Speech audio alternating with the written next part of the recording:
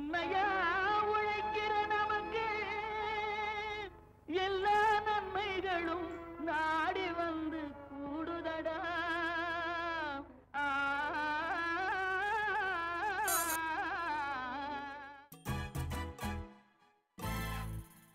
தட்டு நாற்றங்கால் மூலம் நெல் நாற்று உற்பத்தி ஆலோசனை வழங்குகிறார் கரூர் மாவட்ட வேளாண் அறிவியல் நிலையத்தின் தொழில்நுட்ப பயிற்சியாளர் திருமதி பி தமிழ்ச்செல்வி. அனைவருக்கும் வணக்கம். என்னுடைய பேர் திருமதி பி தமிழ்ச்செல்வி. நான் கரூர் மாவட்டத்துக்குரிய வேளாண் அறிவியல் மையத்தில் வேளாண் விரிவாக்கத்துறையின் தொழில்நுட்ப வல்லுநராக பணியாற்றிட்டு இருக்கேன். இப்போ எங்களுடைய வேளாண் அறிவியல் மையத்தின் விரிவாக்க செயல்பாடுகள் குறித்து கொஞ்சம் உங்களுக்கு விளக்கம் கொடுக்கலான்னு இருக்கேன். அதாவது பார்த்திங்கன்னா, எந்த ஒரு பயிர்லையுமே இருக்கிற நவீன தொழில்நுட்பங்களை ஒரு விவசாயிக்கோ இல்லை ஒரு குழுவுக்கோ நம்ம பயிற்சி கொடுக்கறதன் மூலம் அதனுடைய பரவலாக்கத்தை அதிகப்படுத்தணும். அந்த பரவலாக்குன்றது தான் விரிவாக்க செயல்பாடு. ஒரு உதாரணத்துக்கு உங்களுக்கு சொல்கிறேன் அப்படின்னு சொன்னால், நெல் பயிரில் இப்போ இருக்க ஒரு நவீன தொழில்நுட்பம் தட்டு நாற்றங்கால் உற்பத்தி, அதாவது ஆங்கிலத்தில் பேடி ஷீடிங் மிஷின் சொல்லுவாங்க. இப்போ திருந்திய நெல் சாகுபடியை பொறுத்த வரைக்கும் விவசாயிகள் மேட்டுப்பாத்தியில் நாற்றங்கால் உற்பத்தி, பாய் நாற்றங்கால் உற்பத்தின்ற நவீன தொழில்நுட்பம் தெரிந்திருந்தாலும் அதனுடைய நடைமுறை சாத்தியங்கள் அந்த அளவுக்கு அவர்களுக்கு எளிதாக இருக்கல. அதுதான் உண்மை. ஸோ நம்ம என்ன பண்ணுறோன்னு சொன்னோம்னா, அந்த நடைமுறை சாத்தியத்தை சரிப்படுத்தணுன்றதுக்கோ விவசாயிகளுக்கு எளிமைப்படுத்தி கொடுக்கணும் அப்படின்றதும் இப்போ இருக்கிற சூழ்நிலையில் நமக்கு வேலையாட்கள் பற்றாக்குறை மிக மிக ஒரு முக்கியமான பிரச்சனையாக இருக்குது. அந்த வேலையாட்கள் பற்றாக்குறை பிரச்சனையை தீர்க்கவும், இப்போ பருவ மழை நமக்கு தாமதமாக பொழியறதுனால இருக்க பிரச்சனையை விவசாயிகள் எதிர்கொள்ளணுன்ற நோக்கத்தில் எல்லா பிரச்சனைகளுக்கும் ஒருங்கிணைந்த ஒரு தீர்வாக நெல் பயிரை பொறுத்த வரைக்கும் தட்டு நாற்றங்கால் உற்பத்தின்ற தொழில்நுட்பத்தை கரூர் மாவட்டத்துக்கு நாங்கள் கடந்த வருடம் அறிமுகப்படுத்தியிருக்கோம். அதாவது நாற்றங்கால் உற்பத்தினா என்னன்னு பார்த்தீங்கன்னா, விவசாயிகள் நெல் பயிருக்குரிய நாத்தை அந்த இயந்திரத்தின் மூலமாக உற்பத்தி செய்து கொள்ளலாம். அந்த இயந்திரம் பார்த்தீங்கன்னா, அதில் நம்ம ஒரு பிளாஸ்டிக் தட்டு மாதிரி இருக்கும். அந்த தட்டை அந்த இயந்திரத்துக்குள்ளே விட்டுட்டோம்னா அதுக்குள்ளே இந்த மாவு அரைக்கிறதுல இருக்க மாதிரி 3 வாளிகள் இருக்கும். அதில் முதல் இதில் பார்த்தீங்கன்னா மண் நம்ம நிரப்பியிருப்போம். ரெண்டாவதுல தண்ணி இருக்கும். மூணாவதுல விதை நம்ம முளைப்புக்கு தேவையான நெல் விதைகள் கொட்டி வச்சுருப்போம். நாலாவதாக திரும்பவும் மண் இருக்கும். இதில் அந்த தட்டை இயந்திரத்துக்குள்ளே விடும் பொழுது முதல்ல மண் அந்த தட்டில் கொட்டிடுது. அடுத்த இதுக்கு வரும்பொழுது உங்களுக்கு என்ன ஆகும்னா தண்ணி இதாகுது. மூணாவது வரும்பொழுது நெல் விழும். நாலாவதாக மண் உங்களுக்கு மூடிக்கும். வெளியில் வரும்பொழுது நெல் மூடி இருக்கிற ஒரு மண் தட்டாக அந்த தட்டு உங்களுக்கு கிடைக்கும். இப்போ விவசாயிகள் என்ன பண்ணலான்னு சொன்னோம்னா, அந்த இயந்திரத்தை பயன்படுத்தி ஒரு ஏக்கருக்கு தேவையான நாற்றுகளை வெறும் 15 நிமிடத்திலே விவசாயிகள் தயார் பண்ணிடலாம். அப்போ ஒரு கிராமத்தை எடுத்துக்கிட்டிங்கன்னா 30 ஏக்கர் 40 ஏக்கர் இருக்க விவசாயிகள் ஒருங்கிணைந்து அந்த தட்டு நாற்றங்கள் உற்பத்தி செய்யும் இயந்திரத்தை வச்சு ஒரு நாளில் ஒரு 15 நிமிடத்திற்கு ஒரு ஏக்கர் அப்படிங்கும் பொழுது எவ்வளோ மணி நம்ம ஓட வைக்கலான்னு அவர்கள் திட்டமிட்டு கொண்டார்கள்னா, இப்போ இருக்கிற சூழ்நிலைக்கு வேலையாட்கள் பற்றாக்குறையும் அவங்க சமாளிக்கலாம். பருவமழை தாமதமாக பொழிந்தாலும் விவசாயிகள் எந்த ஒரு கவலையும் கொள்ளாமல் இந்த தட்டு நாற்றங்கால் உற்பத்தி முறையில் நாற்று உற்பத்தி பண்ணிக்கலாம்.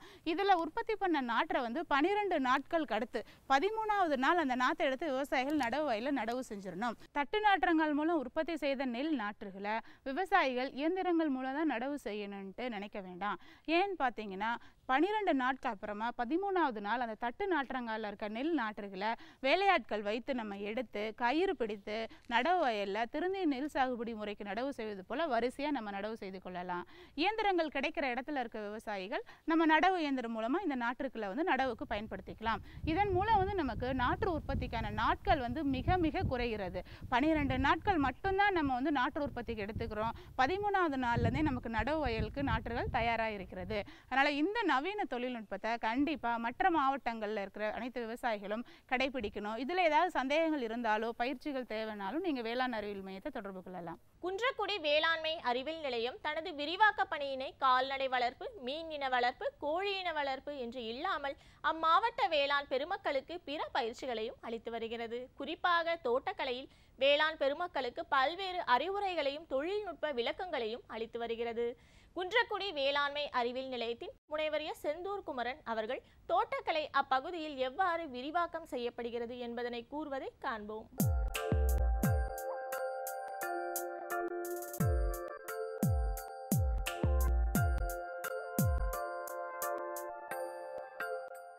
முனைவர் செந்தூர் குமரன் தமிழ்நாடு கால்நடை மருத்துவ அறிவியல் பல்கலைக்கழகத்தின் கீழ் இயங்கக்கூடிய சிவகங்கை மாவட்டத்திற்கான வேளாண் அறிவியல் நிலையம் குன்றக்குடியிலே இணை பேராசிரியராக தோட்டக்கலை துறையிலே பணிபுரிந்து கொண்டிருக்கின்றேன். இந்த சிவகங்கை மாவட்டமானது சிவப்பான கங்கை பாய்கிற பூமி என்ற ஒரு மாற்றுப்பொருளும் இந்த மாவட்டத்திற்கு உண்டு.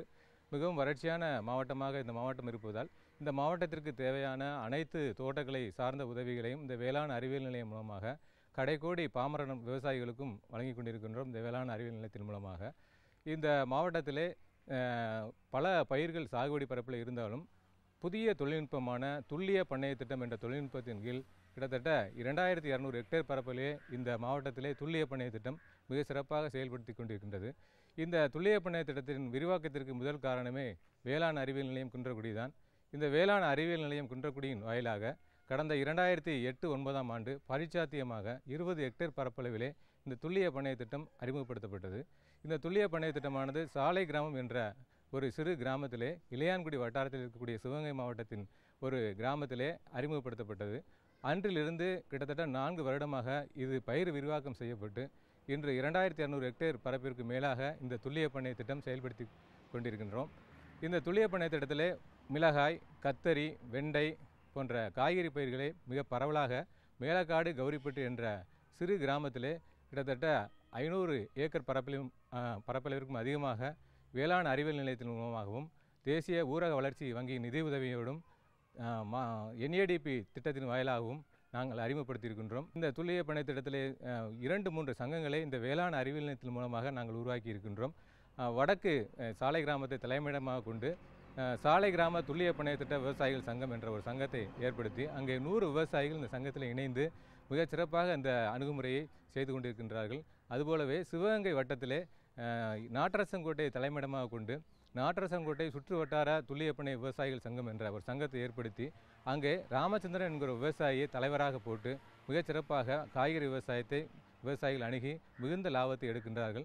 அதுபோலவே இந்த துல்லிய பண்ணை திட்டத்திலே நல்ல மகசூல் எடுப்பதற்காக பயிர் மார்டாலிட்டி ஏற்படாமல் இருப்பதற்காக குழித்தட்டு நாற்றாங்கல் என்ற ஒரு அமைப்பை ஏற்படுத்தி நிழல் வலை குடிலே அவர்களுக்கு இலவசமாக ஒரு 10 சென்ட் நிலத்திலே தேவைப்படுகிற 1 லட்சம் ரூபாய் இலவசமாக வழங்கி நிழல் வளைக்குடியில் அமைத்து கொடுத்து அதன் மூலமாக கன்றுகளை கொடுத்ததன் காரணமாக தரம் வாய்ந்த கன்றுகளை வயலுக்கு எடுத்து சென்ற விளைவே மிகச்சிறந்த வெற்றிக்கு காரணமாக அவர்கள் எங்கள் அலுவலகத்திலே பதிவு செய்திருக்கின்றார்கள். தோட்டக்கலை துறையிலே அடர் நடவுமுறை பற்றிய தொழில்நுட்பத்தை பார்த்தோமானால் அடர் நடவுமுறை என்பது ஒரு வழக்கமாக நடப்படுகிற செடிகளுடைய இடைவெளிக்கு பதிலாக மாற்றாக குறுகிய இடைவெளியிலே செடிகளை நட்டு மிகுந்த லாபத்தை பெறுவது, அதுதான் அடர் நடவுமுறை. அடர்த்தியான ஒரு நடவுமுறையை மேற்கொள்வது.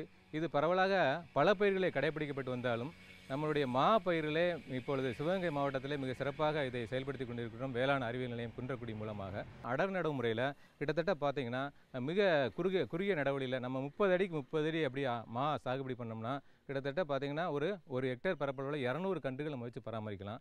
ஆனால் இந்த அடர் நடவுமுறையில் 6 அடிக்கு 6 அடி இல்லாட்டி 5 அடிக்கு 4 அடி அப்படிங்கிற இடைவெளியை பார்த்தோம்னா கிட்டத்தட்ட 1111 செடிகள் வரைக்கும் பராமரிக்கலாம். கிட்டத்தட்ட பார்த்தீங்கன்னா 5 மடங்கு 6 மடங்கு அளவுக்கு பயிர்களோட எண்ணிக்கையை கூட்டிடுறோம். இதில் மிக சிறப்பான அம்சம் என்னென்னா செடிகளை மாஞ்செடியை கிட்டத்தட்ட ஒரு இடுப்பு அளவு கிட்டத்தட்ட 1 மீட்டர் உயரத்துக்கு வளர்த்து விட்டு அதை நுனியை கட் பண்ணி விட்டுட்டு அதிலிருந்து 3-4 கணுக்கள்லாம் வரும். அந்த ப்ளஸ் 10 கணுக்கள் வந்தாலும் அதில் தரமான 3 கணுகளை முக்கோண வடிவில் அதை வளர்த்து விட்டு அது ஒரு 2 அடிக்கு வளர விட்டுட்டு அந்த 3 கன்றுகளை கிட்டத்தட்ட 1 அடி உயரத்தில் வந்ததுக்கப்புறம் அதை வெட்டி விட்டுருவோம். அந்த 3 கன்றுகளிலிருந்தும் மறுபடியும் நியூ ஃப்ளஷஸ் நம்ம அலோவ் பண்ணுறோம். அந்த இது வளர்ந்த உடனே அதில் தரமான 3 கன்றுகளை வச்சுட்டு நம்மளுடைய பராமரிப்பு உயரம், அதாவது ஆப்ரேஷனல் ஹைட்னு சொல்லப்படக்கூடிய ஒரு ஆளுடைய உயரத்தோடைய ஆப்ரேஷனல் ஹைட்டு, அந்த ஹைட்டுக்கு செடிகளை வச்சு நம்ம பராமரிக்க போகிறோம். அப்படி பராமரிக்கிறதுனால மரங்கள் பூராமே ஒரு புஷ்ஷாக குட்டையான ஒரு வடிவத்தில் இருக்கும். இதன் மூலம் பார்த்தீங்கன்னா கிட்டத்தட்ட 4 டன்னு வழக்கமாக நம்ம 30 அடி இடைவெளியில் மாலை எடுக்கிறதுக்கு பதிலாக கிட்டத்தட்ட ஒரு 20 டன் 15லேருந்து 20 டன் வரைக்கும் அதிகமான மகசூல் எடுக்கலாம். இந்த பெங்களூராங்கிறது இதுதான் இந்த கிளிமூக்குங்கிற அந்த ரகம். இந்த ரகத்தில் தான் ஃபஸ்ட்டு ஒரு மரத்தை உருவாக்கியிருக்கிறோம். இந்த கிளிமூக்கு ரகத்தோடைய ஒரு கிளையை மட்டும் எடுத்துகிட்டு அதில் கிளப்ட் கிராஃப்டிங்கிற முறையில் அந்த மரத்தை 2ஆக அந்த நுனி கிளையில் நல்ல பச்சை மறைந்த அந்த கிளையில் ஒரு கிளப்ட் முறையில் ஒரு வெட்டை உற்பத்தி பண்ணிவிட்டு நமக்கு வேறு ஒரு ரகம் வேணும் அப்படின்னா அப்படி ஒரு ரகம்தான் இந்த அல்பான்சாங்கிற ரகம். இந்த அல்பான்சா ரகத்தோடைய தரமான தாய் செடிகளை மட்டும் கொண்டு அதில் கிளப்ட் முறையில் கட்டிட்டு அதில் ஒட்டு கட்டின பகுதியில் இந்த கிளைகள் முழுக்கவே அந்த அல்பான்சா ரகமாக மாறிவிடுது. இப்படி இந்த கிளைகள் பெர்மனண்ட்டாகவே இந்த கிளைகள் எத்தனை கிளைகள் பிரிந்து போனாலும் அந்த கிளைகள் வந்து பார்த்திங்கன்னா அல்பான்சா ரகங்கள் மட்டும்தான் காய்கள் கிடைக்கும். ஆக ஒரே மரத்திலேயே இந்த அல்பான்சா பழமும் நமக்கு கிடைக்கும், அதே மாதிரியே கிளிமூக்கு ரகமும் கிடைக்குது. இது கிளிமூக்கு தாய் மரம், இதில் வந்து உருவாக்கப்பட்ட ஒட்டு ரகம் அதே மரத்திலேயே பல வகையான கரங்களை கொடுக்குது. அதே மாதிரியே பின்னாடி ஒரு ரகம் பார்த்திங்கன்னா நமக்கு இமாம் பசந்த் இருக்குது. இமாம் பசந்த் இன்றைக்கி மார்க்கெட்டபிலிட்டி நல்லா இருக்குது, நல்ல டேஸ்டியாகவும் இருக்கும். ஸோ அப்படிப்பட்ட ரகங்களை கொண்டு வரலாம். சில பக்கம் சேலம் பகுதியில் இருக்கக்கூடிய விவசாயிகள்லாம் பார்த்திங்கன்னா மல்கோவா ரகத்தை, அந்த செந்தூரம் ரகத்துக்கு ரொம்ப விரும்பி சாப்பிடுவாங்க. அந்த கிளைகளையும் நம்ம இதில் ஒட்டு கட்டிக்கலாம். ஸோ இப்போ எல்லா வகையான ரகங்களையும் ஒரே மரத்தில் உருவாக்கி சாத்தியமாக அப்படின்னா, சாத்தியங்கிறதுக்கு ஒரு உதாரணம் தான் இது. அந்த மாதிரி கன்றுகளை வந்து இவங்களே கொடுக்குறாங்க. 3 வகையான கன்றுகளையும் கொடுத்து அது ஒட்டுக்கட்டுற தொழில்நுட்பத்தை இந்த கன்று நர்சரியிலேயே அவங்க சொல்லி கொடுத்துறாங்க. அப்போ வீட்டுக்கு பின்னாடி நிறையா போய் நம்ம உற்பத்தி பண்ணி பண்ணுறதுக்கான வாய்ப்புகள் இருக்குது. தமிழ்நாடு கால்நடை மருத்துவ அறிவியல் பல்கலைக்கழகத்தின் கீழ் இயங்கக்கூடிய சிவகங்கை மாவட்டத்தில் அமையப்பெற்ற குன்றக்குடி வேளாண் அறிவியல் நிலையத்தின் மூலமாக கிராமப்புற இளைஞர்களுக்கு, படித்த வேலையில்லா பட்டதாரிகளுக்கு அவர்கள் சுய வேலைவாய்ப்பை பெறக்கூடிய நோக்கமாக நர்சரி தோட்டக்கலை நாற்றாங்கால் அமைக்கக்கூடிய தொழில்நுட்பத்தை பரவலாக பயிற்சிகள் வாயிலாக நாங்கள் கொடுத்திருக்கின்றோம். அப்படி பயிற்சிகளை பெற்று பல விவசாயிகள் சுய வேலைவாய்ப்பை தேடக்கூடிய நோக்கமாக நர்சரி தோட்டக்கலை நாற்றாங்கல்களை உருவாக்கியிருக்கிறார்கள். அப்படி ஒரு நாற்றாங்கால் தான் இங்கே நாம் பார்க்கக்கூடிய இந்த குயில் தோப்பு என்றக்கூடிய ஒரு நர்சரி கார்டன்.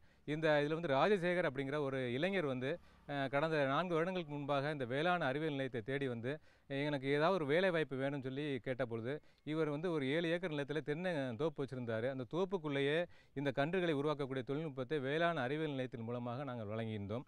அப்படி வழங்கியதன் காரணமாக முதலிலே வந்து அவர்களெல்லாம் அழகு செடிகள் வளர்க்குறதுக்காக வந்திருந்தார். இந்த அழகு செடிகள் உற்பத்தியை தான் ஃபஸ்ட்டு நம்ம ராஜசேகர் அவர்களுக்கு சொல்லிக் கொடுத்தோம். அதன் மூலம் பார்த்திங்கன்னா அந்த அழகு செடிகளை வந்து முதல்ல வந்து ஒரு லாரி லோடு வெளியிலிருந்து வாங்கிட்டு வந்தார். அக்காலிப்பாலேருந்து அழகு செடிகள் வந்து அஸ்பராகஸ், அக்காலிப்பா, டுராண்டா போன்ற பிளாசம் போன்ற பூக்கிற அழகு செடிகளையும் அந்த இலைகள் மூலம் வந்து அழகு கொடுக்கக்கூடிய செடிகளையும் வந்து கொண்டு வந்துட்டு அதிலிருந்து பதியம் போட்டு ஒட்டு கட்டக்கூடிய முறைகளை வந்து நம்ம சொல்லிக் கொடுத்ததன் காரணமாக அவர் வந்து பல தோட்டங்களை உருவாக்கியிருக்கிறார். இந்த தொழில்நுட்பத்தை வந்து பார்த்திங்கன்னா முதல்ல வந்து தென்னை மரங்களுக்கு கீழே வச்சு அந்த தொழில்நுட்பத்தை சொல்லிக் கொடுத்தோம். ஆனால் வந்து அதில் மிகப்பெரிய வெற்றி எப்படின்னா கன்றுகளோட வளர்ச்சி இதெல்லாம் கொஞ்சம் துரிதம் கம்மியாக இருந்துச்சு. அதனால் நாங்கள் ஒரு சேடு நெட்டை எப்படி வைக்கணும் அப்படிங்கிறத, ஒரு சேடு நெட்டை 75% வெயிலும் 75% நிழலும் படுற மாதிரி ஒரு சேடு நெட்டை அமைச்சு கொடுத்தோம். அந்த சேடு நெட்டு கீழே வந்து இந்த கன்றுகள்லாம் உற்பத்தி பண்ணுறதுனால அவருக்கு நிறைந்த வருவாய் கிடைக்கக்கூடிய ஒரு வாய்ப்பு கிடைச்சிச்சு. இப்படியாக ஒரு நர்சரி உருவாக்கத்துக்கும் பார்த்திங்கன்னா இவங்க வந்து பார்த்திங்கன்னா கிட்டத்தட்ட 4 வருடத்துக்கு முன்பாக ஆரம்பித்த நர்சரியில் மொத்த செலவினம் பார்த்திங்கன்னா ஒரு 60,000 ரூபாயிலிருந்து 1 லட்ச ரூபா வரைக்கும் தான் செலவு பண்ணார். ஆனால் இன்றைக்கு இந்த 4 வருடங்கள் கழித்து அவருடைய எங்களுக்கே மிகப்பெரிய ஆச்சரியம், ஒரு நர்சரியிலேருந்து 16 லட்சம் ரூபா செலவழித்த தொகை நர்சரிக்காக 1 லட்ச ரூபாய் தான் அதிகபட்ச செலவினம் வருது. ஆனால் 16 லட்சம் ரூபாய் எடுத்துருக்கிறாரு. ஸோ அந்த அளவுக்கு மிகப்பெரிய வருமானத்தை ஈட்டக்கூடிய ஒரு தொழிலாகவும் மற்றவர்களை ஆனந்தப்படுத்தக்கூடிய நிகழ்வாகவும் இது இருக்கிறதுனால நல்லா இதை பயன்படுத்திக்கலாம். எல்லோரும் இந்த நர்சரியில் ஈடுபடலாம். இந்நிகழ்ச்சி பற்றிய உங்களது கருத்துக்களும் ஆலோசனைகளும் வரவேற்கப்படுகின்றன. எங்களுடைய மின்னஞ்சல் முகவரி ddagri05chennai@gmail.com. மீண்டும் நாளைய பொன் விளையும் பூமி நிகழ்ச்சியில் சந்திப்போம். நன்றி, வணக்கம்.